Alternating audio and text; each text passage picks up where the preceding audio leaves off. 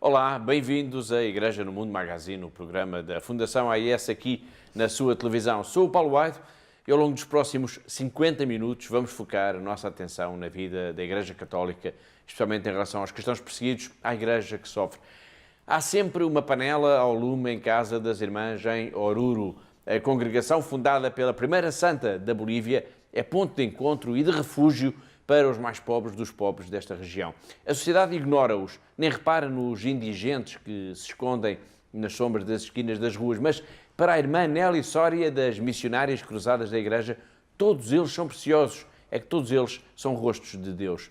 A história da irmã Nelly é apenas uma das muitas histórias que vamos contar por aqui no programa de hoje. Lágrimas e sorrisos lado a lado, dor e alegria, morte e esperança, isto é a Fundação AIS. Todas as semanas, sempre a esta hora, sintonize connosco, sintonize com a ajuda à Igreja que sofre.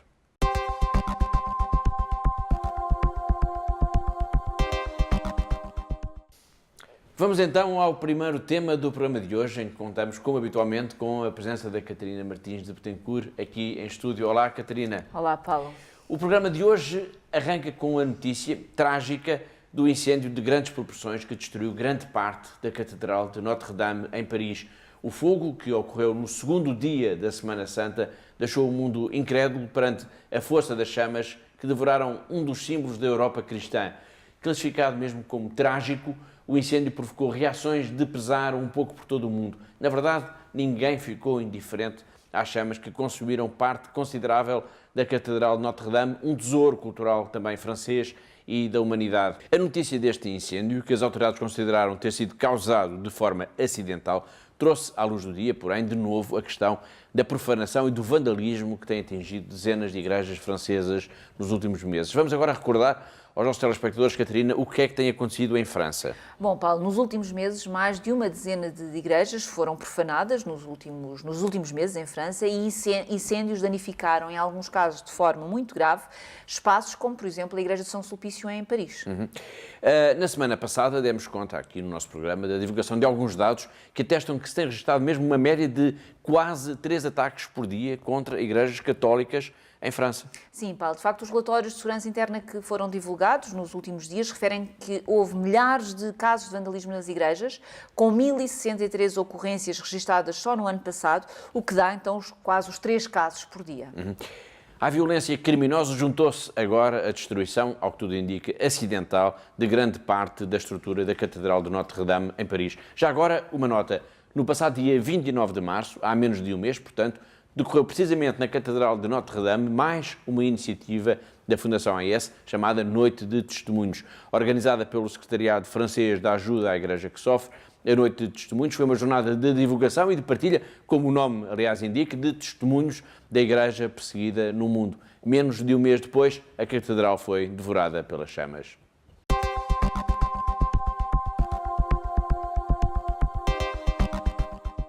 Do incêndio da Catedral de Notre-Dame, em Paris, para a tentativa de se apagar o fogo da guerra no Sudão do Sul. Na semana passada, decorreu no Vaticano uma reunião que juntou 2 adversários, o presidente e o ex-vice-presidente do Sudão do Sul. Uma reunião que foi convocada pelo Papa Francisco e ficou marcada, Catarina, pelo gesto do Santo Padre de beijar os pés destes 2 dirigentes. Sim, Paulo, de facto a reunião no Vaticano, que já falámos aqui no nosso programa na semana passada, ficou de facto marcado por este gesto inédito do Papa Francisco de beijar os pés dos líderes do Sudão do Sul, portanto o presidente Salva Kiir, o ex-vice-presidente Riek Machar e ainda Rebecca Nwandeng.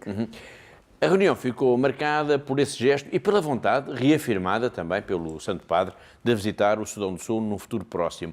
Calar as armas, criar as condições para a coexistência pacífica entre grupos étnicos e políticos foi o objetivo principal deste encontro, que o Vaticano classificou também, Catarina, como sendo um retiro espiritual. Sim, um retiro espiritual que ficou de facto marcado por este gesto inédito do Papa Francisco beijar os pés dos líderes do Sudão do Sul e, de facto, Paulo, são várias e complexas as questões que estão neste momento e que se colocam a este país a nível imediato. Portanto, as negociações em curso no Sudão do Sul implicam não só uma solução definitiva para os conflitos existentes, o regresso dos deslocados e dos refugiados, mas também a definição de políticas e de estratégias para o desenvolvimento integral do país.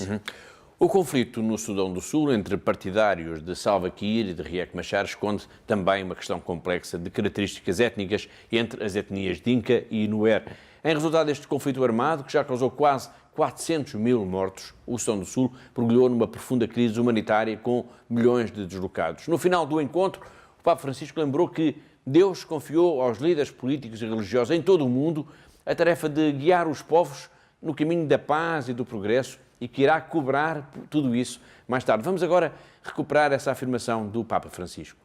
Ci domanderà conto del nostro servizio e della nostra amministrazione. Pedirá contas do nosso serviço e da nossa administração, do nosso compromisso em favor da paz e do bem realizado para o bem das nossas comunidades, em particular dos mais necessitados e marginalizados. Por outras palavras, pedirá contas da nossa vida, mas também da vida dos outros.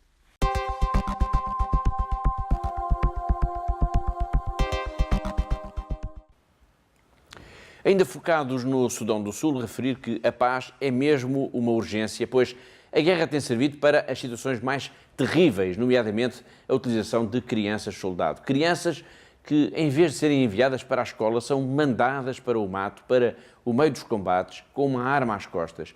James foi um desses jovens, um desses rapazes obrigados a combater. Num filme de animação, a ONU conta a sua história e denuncia este drama.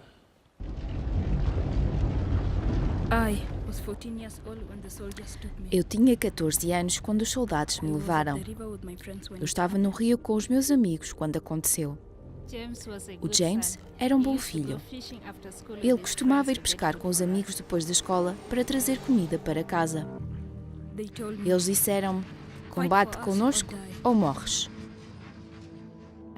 Nunca esquecerei o último dia em que ele foi pescar. Tentei fugir, mas apanharam-me. Depois disso, deixaram de confiar em mim. Forçaram-me a ser soldado. Tive de combater contra o meu próprio povo. Fechava os olhos sempre que tinha de disparar. Não queria atingir ninguém da minha aldeia. Foi tão difícil não saber onde ele estava. Tive de combater durante 6 meses. Vi morrer muitas crianças. A minha liberdade só chegou quando eu fui atingido e deixado a morrer. Fizemos o funeral sem corpo para enterrar, mas eu não chorei. Não podia ser verdade.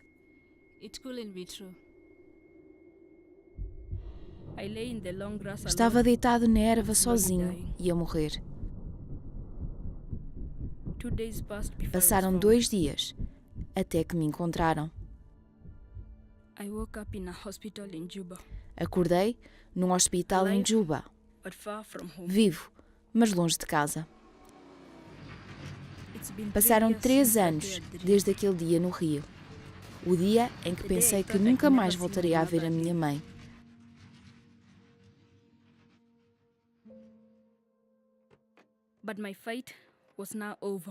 Mas o meu combate tinha terminado.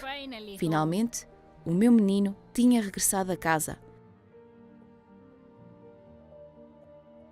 Esta é uma história verdadeira.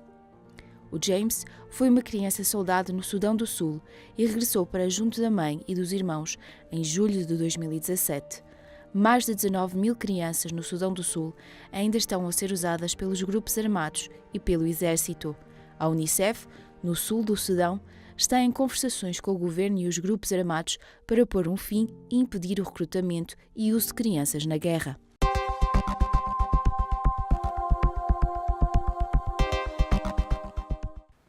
Foi James, uma criança soldado apanhada no meio da guerra no Sudão do Sul. Uma criança a quem foi roubada a infância, a família, os sonhos, a inocência. Agora vamos até à Nigéria e continuamos a falar de crianças e de jovens que caíram nas malhas da violência e do terror. Assinalou-se no domingo passado, dia 14 de abril, 5 anos, em que mais de 200 de raparigas, na sua maioria jovens cristãs, foram sequestradas por militantes islamitas do Boko Haram, de uma escola em Chibok, na Nigéria. Desde então, e apesar de muitas já terem sido libertadas, continua a desconhecer, Catarina, o paradeiro de 112 destas estudantes. Sim, Paulo, de facto um primeiro grupo de jovens foi libertado em outubro de 2016 e depois um segundo em 2017, em resultado das negociações entre o Governo e o Boko Haram. Nesta altura, Paulo, em maio de 2017, 82 jovens foram devolvidas à sua família, a troco da libertação de 5 terroristas que estavam detidos pelo Governo nigeriano. Portanto, algumas destas raparigas estão atualmente a estudar numa universidade americana com uma bolsa de estudo do Governo nigeriano. Em declarações ao canal de televisão da Deutsche Welle, Reginald Braggs, diretor da Universidade Americana de Iola, refere que há um padrão comum à maior parte destas jovens após a experiência de cativeiro. Ele está a falar em quê, Catarina? Bom, Paulo, Braggs disse nessa entrevista que acabou de mencionar que há coisas que persistem no comportamento destas jovens, destas raparigas que passaram por esta experiência terrível do cativeiro. Portanto, desde sentimentos de depressão, de não quererem levantar-se de manhã, por exemplo, de algumas terem até ficado com marcas físicas por causa deste ataque à sua escola. Ele falou que há raparigas, por exemplo, com ferimentos causados por estilhaços de granadas. Uma delas, por exemplo, tem uma bala no fígado. Outra tem, por exemplo, uma cicatriz numa perna provocada também pelo impacto de uma explosão e, portanto, todas elas são jovens traumatizadas e que, tanto pelo sequestro como pelo cativeiro, e que precisam neste momento, Paulo, de paz e de sossego. Paz e sossego para esquecer, no fundo, a noite de 14 de abril de 2014, quando um grupo de terroristas do Boko Haram invadiu a escola de Chibok, reuniu a maior parte das alunas, então com idades entre os 12 e os 18 anos, e incendiou o edifício. As jovens, quase todas elas cristãs, foram então obrigadas a entrar para uns caminhões e seguiram para um acampamento do grupo islamita situado na floresta de Sambisa. Um mês depois, o líder do Boko Haram apareceu num vídeo e ameaçou as jovens de que elas iriam ser escravizadas. Precisamente, Paulo, de facto apareceu num vídeo o líder do Boko Haram, onde se viam dezenas de raparigas vestidas dos pés às cabeças com os trajes muçulmanos. Portanto, Abu Bakr Shekai ameaçou então na altura vender estas raparigas, afirmando que a escravidão é permitida na sua religião. Aliás, a BBC chegou mesmo a escrever, citando testemunhas, que algumas destas jovens poderão mesmo ter sido vendidas em mercado de escravos por cerca de 12 euros cada uma. O ataque à escola de Chibok não foi, porém, ato isolado. Em fevereiro do ano passado, um comando do Boko Haram atacou uma outra escola, desta vez em Dapchi, situada na diocese de Maiduguri, também no nordeste do país. A região de Maiduguri tem estado, Catarina, quase que, podemos dizer assim, no epicentro desta crise, desta violência. Exatamente, Paulo. E o padre Patrick Solomon Zaku, que é o diretor das obras missionárias pontifícias, afirma mesmo que só nos últimos 10 anos mais de 100 igrejas, paróquias e missões foram queimadas ou destruídas na diocese de Maiduguri, bem como há muitas escolas, hospitais, clínicas que também ficaram destruídas em consequência destes ataques do Boko Haram. Regressemos então a esse outro ataque, essa outra escola. Foi em fevereiro do ano passado, em Dapchi. O que é que aconteceu então, Catarina? Bom, Paulo, neste ataque então foram sequestradas 110 alunas e um mês depois todas estas raparigas foram libertadas, foram devolvidas às suas famílias, com exceção de Leia Sharibu, portanto, que foi a única, portanto, era a única cristã neste grupo e que foi a única que se recusou converter, tal como era querido pelos radicais islâmicos. Não é a primeira vez que falamos aqui no nosso programa deste caso. A notícia mais recente sobre Leia Sharibu chegou-nos em outubro do ano passado, quando o grupo terrorista divulgou um vídeo onde ameaçava manter a jovem cristã como escrava para a vida. Nós temos o registro de som desse vídeo de Leia Sharibu, que foi gravado num contexto, é preciso perceber isso, de sequestro com os captores a seu lado. Vamos agora ouvir a sua voz. Eu sou a Leia Sharibu, a rapariga que foi sequestrada em Dapchi. Estou a pedir ao governo e às pessoas de boa vontade para intervirem, para me tirarem daqui, da situação em que me encontro. Peço também às pessoas para ajudarem a minha mãe, o meu pai, o meu irmão mais novo e os outros membros da minha família. Por favor, ajudem-me a sair daqui, implorando para que me tratem com compaixão. Peço ajuda ao governo, especialmente ao presidente, para que tenha pena de mim e me tire desta situação tão difícil.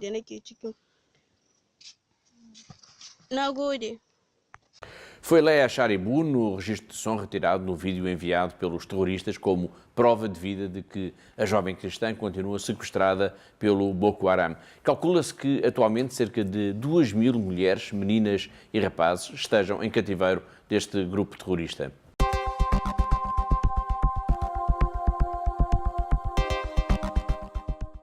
Leah Sharibu, a jovem cristã sequestrada de uma escola da Nigéria, é um dos símbolos da violência sobre os cristãos no mundo. Praticamente 1 em cada 7 cristãos vivem num país onde há perseguição por motivos religiosos. Ou seja, cerca de 300 milhões de homens, de mulheres e de crianças são perseguidos por causa da fé. Rebeca Bitrus foi também sequestrada pelo Boko Haram. Também ela esteve em cativeiro, também ela foi ameaçada e violentada por ser cristã. Rebeca conseguiu libertar-se e agora, num trabalho do Stand Together, vamos recuperar um pouco da sua história. Nearly 1 in 7 Christians lives in a country where he or Quase she is 1 em cada persecuted. 7 cristãos vive num país onde os cristãos são perseguidos.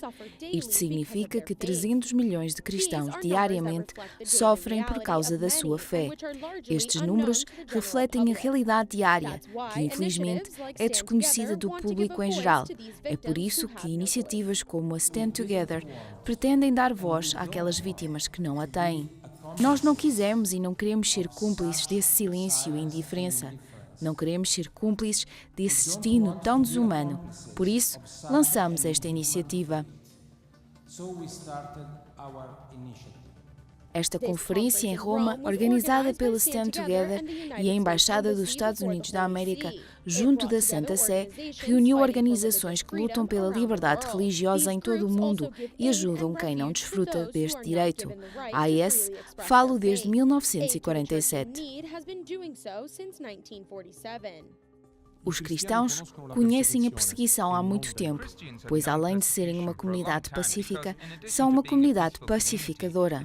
São ponte, diálogo, mediadores, não apenas entre a comunidade cristã e a muçulmana, mas também favorecem o diálogo dentro da própria comunidade muçulmana, e isso é inaceitável para quem odeia os outros cultos.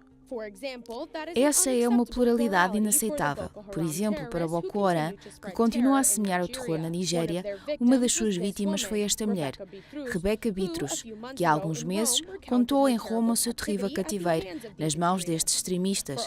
Durante quase 2 anos, de 2014 a 2016, ela foi sujeita a torturas, abusos e violações.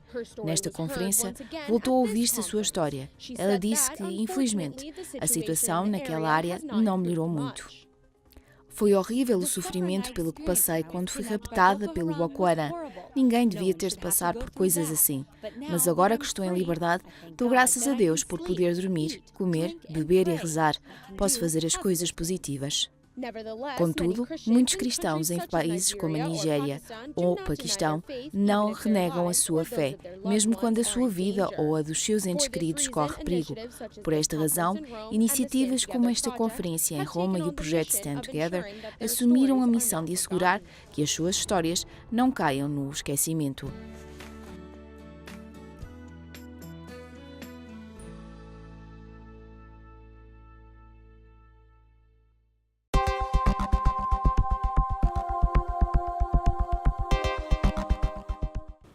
Na semana passada falámos aqui do caso de uma paróquia na China, onde as autoridades procederam à demolição da respectiva igreja. Foi em Pyongyang.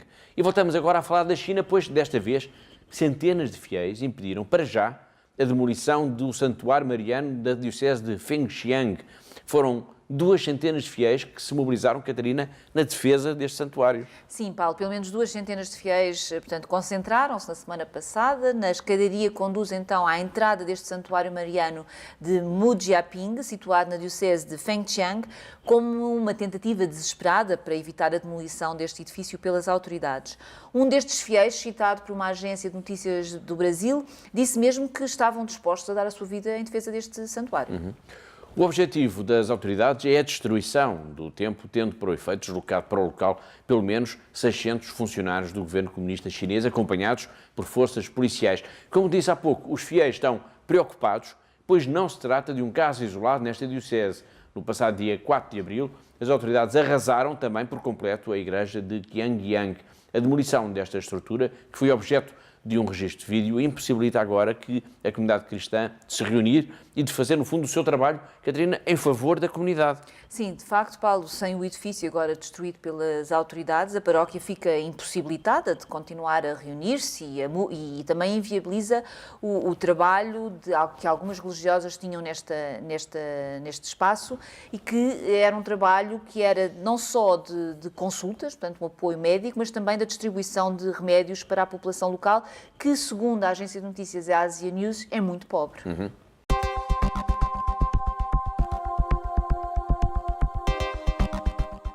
Do México chega-nos agora a notícia de que um sacerdote foi atacado em mais um episódio de violência contra a Igreja neste país. O padre Ambrosio Arellano Espinosa, de 78 anos de idade, foi mesmo torturado em consequência de um assalto. O que é que se sabe, Catarina, sobre este caso? Sabe-se muito pouco, Paulo. O que sabemos, de facto, foi que num comunicado emitido no final da semana passada pela Arquidiocese de Puebla, é que o padre Espinosa, pertence a esta diocese, portanto, ele dizia neste comunicado que este padre está hospitalizado, com queimaduras de 2º grau, tanto nas mãos como nos pés, e, segundo o que dizem também, o estado do padre, apesar do diagnóstico do médico ser ainda reservado, mas afirmam ainda a Arquidiocese que é um estado estável e que, portanto, pedem apenas as nossas orações pela sua rápida recuperação.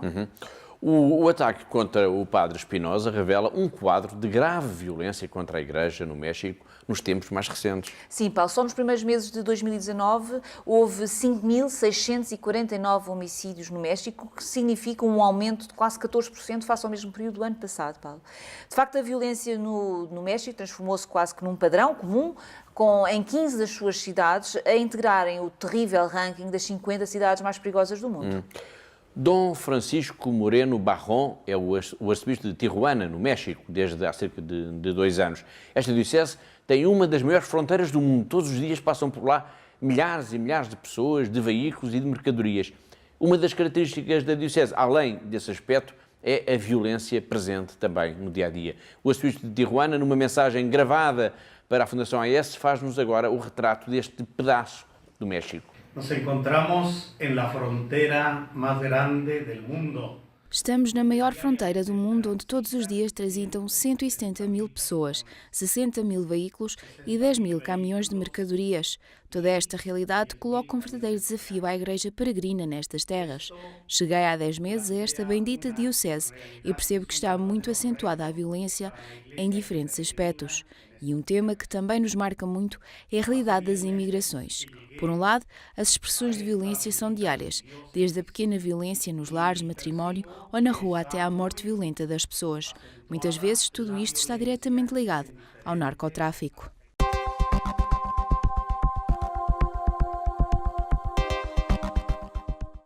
Da violência extrema do México, que atinge também sacerdotes e outros membros da Igreja, vamos agora até à Irlanda, pois o governo de Dublin quer que as escolas deixem de ser administradas, Catarina, pela Igreja Católica. De facto, Paulo, o Departamento de Educação de Dublin, na Irlanda, portanto, apresentou um plano em que pretende retirar a Igreja Católica de uma escola que está sob a sua supervisão. Portanto, este plano, conhecido agora, nos últimos dias, insere-se numa estratégia que visa reduzir ao máximo a participação da Igreja na educação. Esta medida recebeu já a oposição de famílias e de escolas católicas situadas, portanto, na região de Dublin, mas representa, de facto, um ataque direto ao papel histórico desempenhado pela Igreja nas questões de educação na Irlanda. E essa é, de facto, uma questão muito preocupante e muito importante. Atualmente, a Igreja Católica na Irlanda é responsável por administrar mais de 90% das escolas e recebe fundos do governo para isso, não é? Para realizar esta sua missão. Pensa-se que esta medida está a ser vista como que fazendo parte de uma estratégia mais global para retirar toda a Igreja, portanto, afastar o poder da Igreja junto das escolas locais.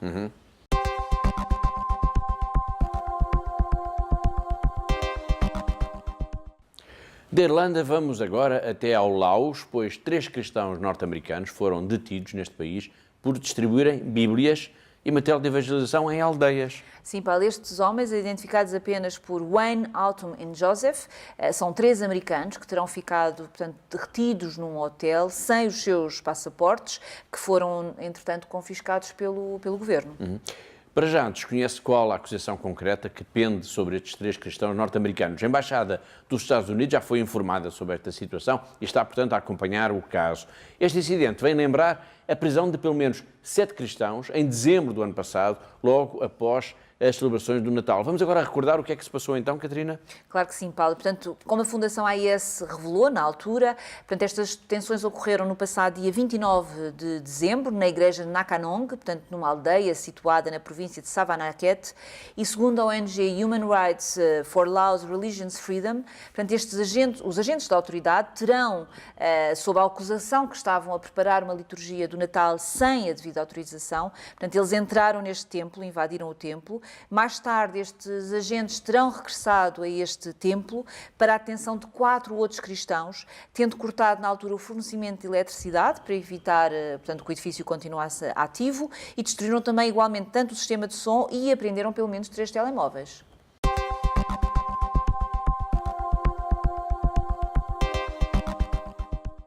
Do Laos vamos agora até Moçambique. Dom Diamantino Antunes, o novo bispo de Tete, esteve recentemente com a Fundação AIS na apresentação em Leiria de um relatório sobre a liberdade religiosa no mundo. E nessa sessão ele falou da situação delicada que se vive no norte de Moçambique, onde, diz, o fundamentalismo islâmico está vivo. Na semana passada, o bispo de Tete explicou-nos que os moçambicanos são essencialmente sunitas, na sua maioria, portanto. O problema é que desde há cerca de 15 anos começaram a chegar pregadores islâmicos oriundos do Paquistão, do Egito e da vizinha Tanzânia e que trazem consigo um islão radicalizado. Essa é a grande ameaça. Esses pregadores que chegaram, que chegaram de fora, e estes moçambicanos foram mandados a estudar fora e voltaram, de facto estão a provocar confusão entre os muçulmanos. Entre os muçulmanos, na verdade. Porquê? Porque dizem que precisa purificar, voltar às raízes, purificar. Esse islão aqui moçambicano, de facto, é impuro. Tem muita coisa da tradição. Nos funerais vocês cantam, rezam, choram. Não, nada. Vocês praticam, não sei, a medicina tradicional, usam feitiçaria, usam talismãs, tirar isso tudo, arrancar. Isso é da tradição, não é do Islão puro. Então começaram a construir mesquitas novas. Geralmente as mesquitas muçulmanas em Moçambique são como as nossas capelas, feitas de material local, madeira, ramos, um pouco de palha. Não são grandes construções. Eles vieram com o dinheiro dos países árabes, né? Petrodólares, construíram mesquitas em Almeria grandes, mas não são frequentadas pelos muçulmanos locais. Impuseram na paisagem uma mudança radical. Eu cheguei em Moçambique a primeira vez em 1992. Era difícil encontrar uma mulher com o véu islâmico, né? Agora é muito frequente ver. Não tinham minaretes que rezam 5 vezes por dia, nos acordam logo às 4 da manhã. Não, agora já, em qualquer lugar, já as mesquitas têm minaretes, alto-falantes, né, que fazem a pregação e que incomodam. Então, entre eles também houve atenção, no sentido de que essa corrente mais moderada não aceita esse radicalismo e essa interferência.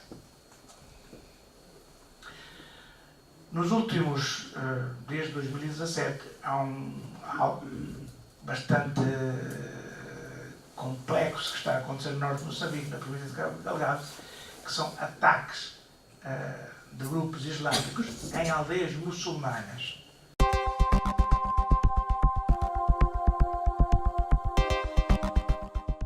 Vamos agora falar da campanha da Fundação AIS que teve início nesta quaresma, uma campanha em que se procura sensibilizar a sociedade para a importância do apoio ao trabalho, à missão das religiosas, Catarina, em todo o mundo. Sim, Paulo, de facto o trabalho das irmãs é, podemos dizer, insubstituível e precisa de ser ajudado.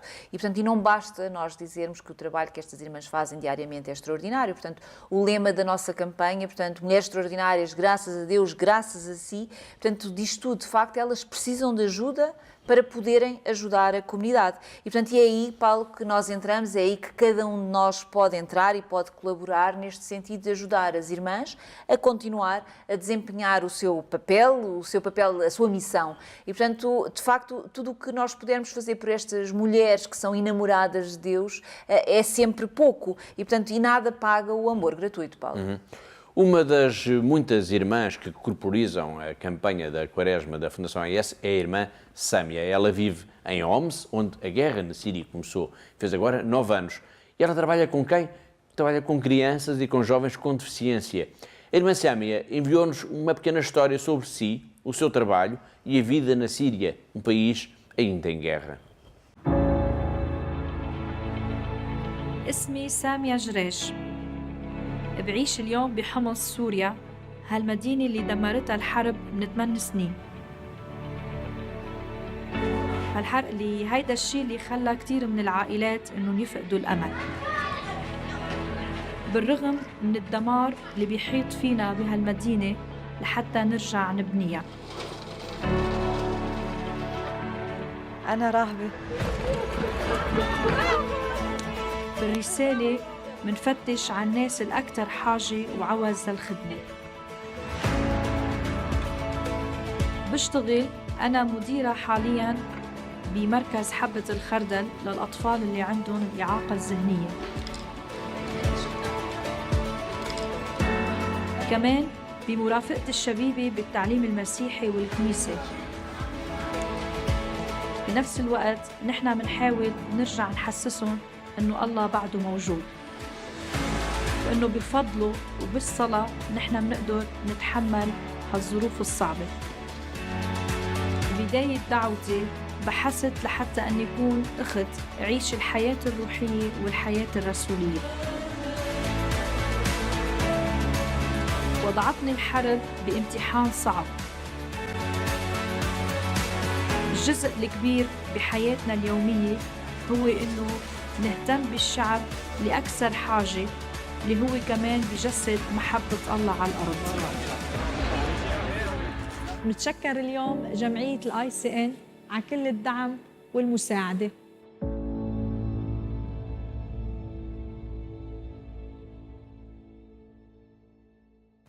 Normalmente diz-se que a África é o pulmão da Igreja, tantas são as vocações que vão nascendo neste grande continente.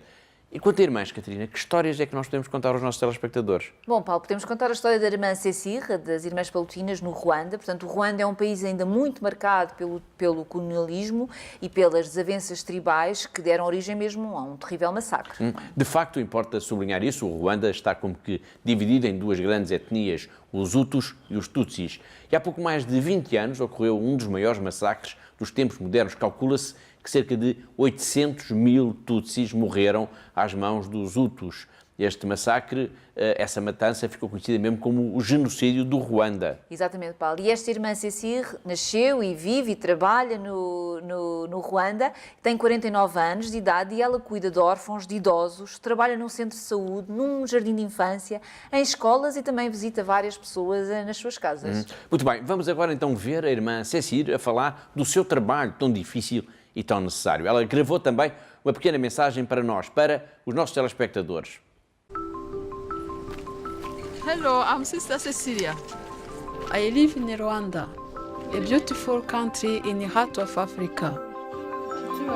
Since I was a child, I dreamed of taking care of elderly people, the loneliest and the most forgotten. God called me to do this job in Congregation of Arutani Missionary Sisters. Some of them are so old and fragile that it's very difficult for them to do some of the most simple tasks. Sometimes they have nothing to eat. We ask the kids to convince their parents to share their food with the elders. Healthcare is very expensive.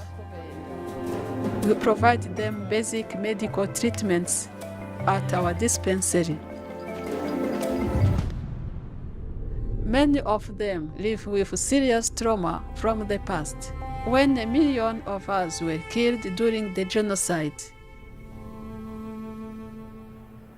Everybody lost someone. When the violence stopped, we realized that the most important thing we needed was forgiveness and love. Because without God's love, forgiveness and reconciliation would not be possible.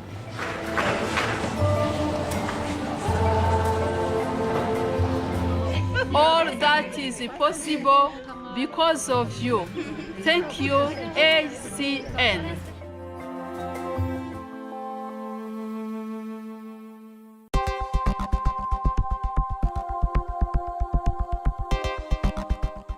Há sempre uma panela ao lume na casa das irmãs em Oruro.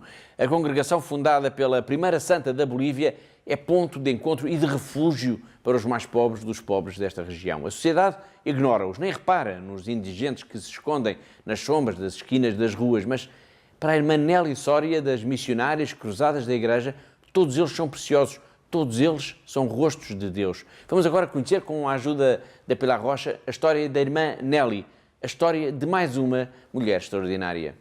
As malgas vêm ainda a fumegar. Uma irmã, segurando uma colher de alumínio, vai enchendo malgas de plástico. A comida cheira bem. É uma sopa densa, com massa, legumes e frango. As mesas do refeitório são compridas. É a hora de almoço em Oruro. O refeitório de Oruro é exemplo do trabalho das missionárias cruzadas da Igreja, uma congregação fundada por Nazária Ignácia, uma espanhola que a Bolívia adotou como filha da terra e que no ano passado, em outubro, o Papa Francisco canonizou. Ela dedicou toda a sua vida, todas as suas energias aos excluídos, aos marginalizados, aos que a sociedade sempre ignorou. A Igreja confirmou o ano passado o que o povo boliviano já dizia há muito: a santidade de Nazária. As missionárias cruzadas da Igreja, congregação apoiada pela Fundação AIS, são responsáveis por vários refeitórios sociais. O de Oruro é apenas um deles. As mesas de madeira são compridas. Junto a elas, bancos corridos vão acolhendo à hora de almoço homens e mulheres de toda a cidade. Todos têm uma coisa em comum. São pobres. São extremamente pobres. A cidade de Oruro já nem repara neles. Habituou-se às pessoas agachadas nos cantos das ruas, às vezes de mãos estendidas ou simplesmente com os olhos postos no chão. São como sombras. A irmã Nelly Soria, responsável pelo refeitório, conhece-os quase todos. Sabe mesmo o nome deles, às vezes até as suas histórias. Todos os pobres que almoçam no refeitório de Oruro vêm das periferias de que fala o Papa Francisco. Estão ali, mas são como fantasmas. Só as irmãs reparam neles. A irmã Nelly recebe-os com carinho. O compromisso pelos pobres é o compromisso de defender a imagem de Deus nos irmãos, diz-nos a irmã Nelly. Quando fundou os refeitórios, a Madre Nazária decidiu que estariam sempre de porta aberta a todos os necessitados. E sempre foi assim. Pode entrar qualquer pessoa, explica a irmã Nelly. Quando entram, rezamos juntos e depois fazemos todos os possíveis para que saiam contentes e satisfeitos. As malgas já foram servidas, assim como o pão e as canecas de leite. Mas ninguém começa a comer até que se inicie a oração. Vamos dar graças ao Senhor, porque morreu por nós para nos livrar do pecado. Em nome do Pai, e do Filho e do Espírito Santo. Amém. Pai nosso. A presença das irmãs é sinal da opção da Igreja pelos mais pobres. Dom Cristóbal Bialazi, bispo de Oruro, reconhece que tem vindo o esforço de melhoria da vida da sociedade em geral. Há melhores estradas e escolas, diz. Há muitas construções novas, mas também ainda há muita pobreza. Para Dom Cristóbal, o indicador desta realidade são os refeitórios populares. O bispo reconhece que, apesar dos sinais de modernidade, cada vez mais pessoas vêm para pedir o pão de cada dia. É um contraste brutal. A Igreja acolhe os indigentes, os mais pobres, os desempregados, os que se escondem nas esquinas e se confundem com as sombras. Os refeitórios populares são uma das facetas do trabalho destas mulheres consagradas a Deus em terras da Bolívia. Um trabalho que é possível também graças à generosidade dos benfeitores da ajuda à Igreja que sofre. agradecemos profundamente à Fundação AIS que está a apoiar-nos precisamente nestas obras, para atender e diminuir o número de pobres para estar junto deles, afirma o Bispo de Oruro.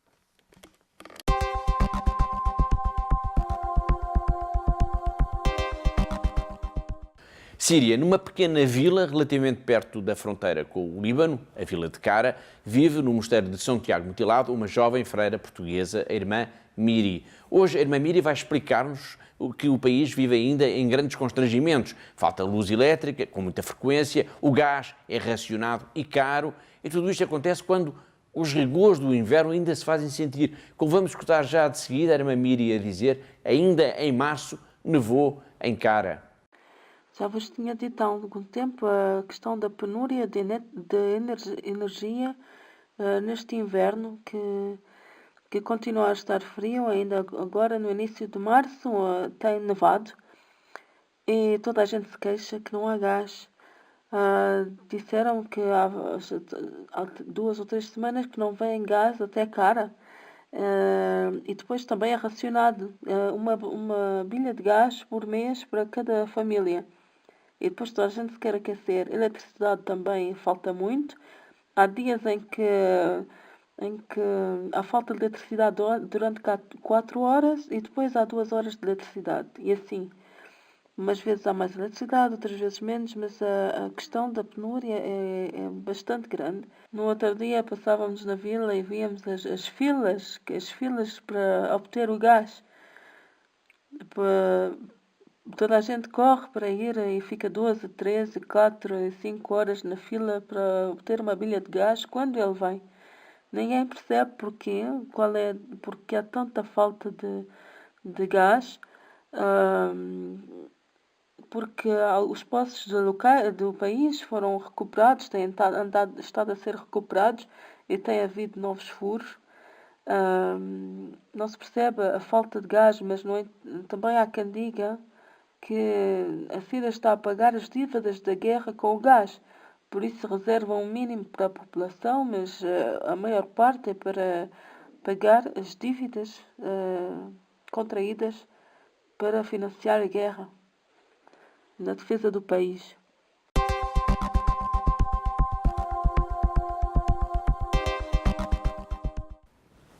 Foi a irmã Miri a dar-nos conta de que na Síria continua a emergência humanitária e, como se isso não bastasse, a guerra continua a fazer-se sentir também. Na semana passada, o disparo de alguns morteiros contra a cidade de Alepo provocou pelo menos 1 dúzia de mortos.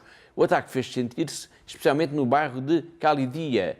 E isso leva-nos a recordar aos nossos telespectadores que a Fundação AIS assumiu o compromisso de ajudar a Igreja precisamente em Alepo, na distribuição de leite para as crianças. Catarina, esta campanha é importante também porque nos chegam todos os dias pedidos de ajuda. Precisamente, Paulo. De facto, a guerra ainda não terminou, ainda há muitos focos de conflitos, de combates, como o Paulo agora acabou de referir, mas além disso o país está todo devastado. Portanto, a irmã Miri falava-nos disso há pouco, não é? Portanto, e como o Paulo também disse, portanto, a Fundação AIS assumiu este compromisso de ajudar os mais necessitados, os mais vulneráveis na Síria. E, de facto, as crianças fazem parte deste grupo dos mais vulneráveis. Portanto, esta campanha, uma gota de leite para Alepo, para as crianças de Alepo, continua a ser essencial e continua a precisar de ser alimentada por cada um de nós, por cada um dos nossos telespectadores que nos está a ver neste momento. Muito bem. Normalmente as pessoas, os nossos telespectadores, gostam também de quantificar de alguma maneira a ajuda que podem dar. Neste caso concreto, desta campanha,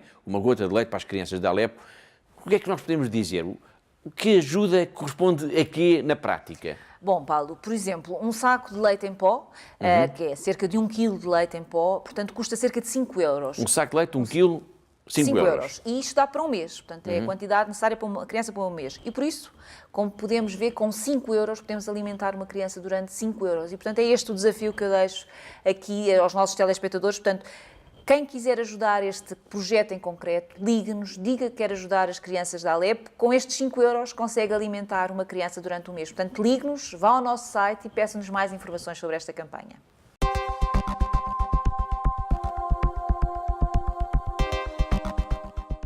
Agora vamos até ao Vaticano para lermos mais algumas das mensagens que o Santo Padre nos enviou quase todos os dias nesta semana através da internet. São os tweets do Papa Francisco.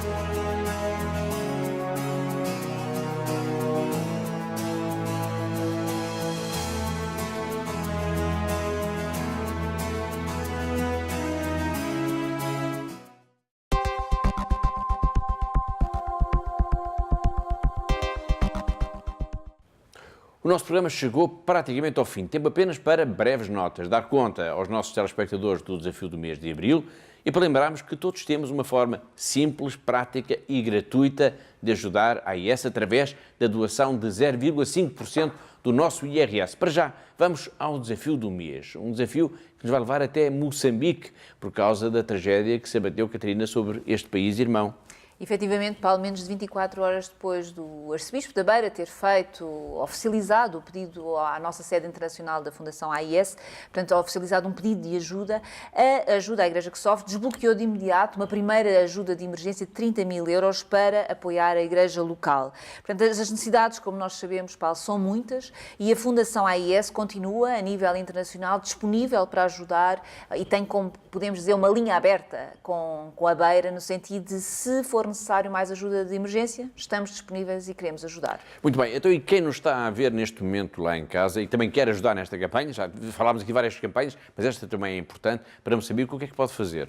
É muito simples, Paulo, basta entrar em contato connosco, portanto, ir ao nosso site, telefonar, nos dizer que quer ajudar, de facto, esta campanha de apoio ao povo de Moçambique. Não nos podemos esquecer que é um povo irmão e que está a passar, de facto, horas muito difíceis e que precisa da nossa ajuda. Por isso, peço a todos que nos estão a ver, todos os nossos amigos e benfeitores, que nos ajudem nesta hora também de ajudar esta Igreja irmã. Portanto, além disso, o que nos pedem também, o Arcebispo pede para nós continuarmos a rezar por este povo de Moçambique. Portanto, é também essencial continuarmos a rezar e a ajudar este povo. Portanto, toda a ajuda que nós possamos dar neste momento para Moçambique será sempre essencial e fundamental para a sobrevivência destas pessoas. Por isso, desafio mais uma vez os nossos telespectadores a ligar-nos, a dizer que querem de facto ajudar nesta hora difícil Moçambique.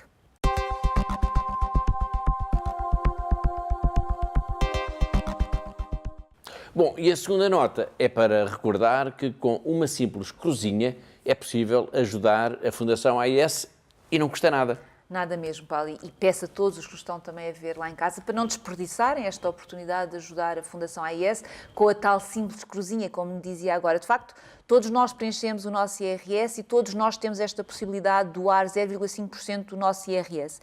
E por isso peço a quem nos está a ver, na altura de entregar o seu IRS, de fazer a tal cruzinha e doar os seus 0,5% à AIS, à Fundação AIS. E com esta ajuda, pode ter a certeza que já está a ajudar os cristãos perseguidos, está a ajudar todos aqueles que neste momento estão a passar por tantas dificuldades e é uma das formas simples, prática e gratuita, podemos dizer desta forma, de ajudar a Fundação AIS e ajudar-nos a ajudar a enxugar as lágrimas de Deus na Terra. Muito bem, obrigado uma vez mais, Catarina, e assim explicando que com uma simples cruzinha, quando tivemos a preencher o nosso boletim do IRS, ajudamos a Igreja que todos os dias suporta a cruz da perseguição, da pobreza e da indiferença, chegamos ao fim do nosso programa. Despeço-me com amizade, em nome de toda a equipa que pensou, que produziu e que levou até si esta Igreja no Mundo Magazine. Até a próxima semana, até ao próximo programa, se Deus quiser.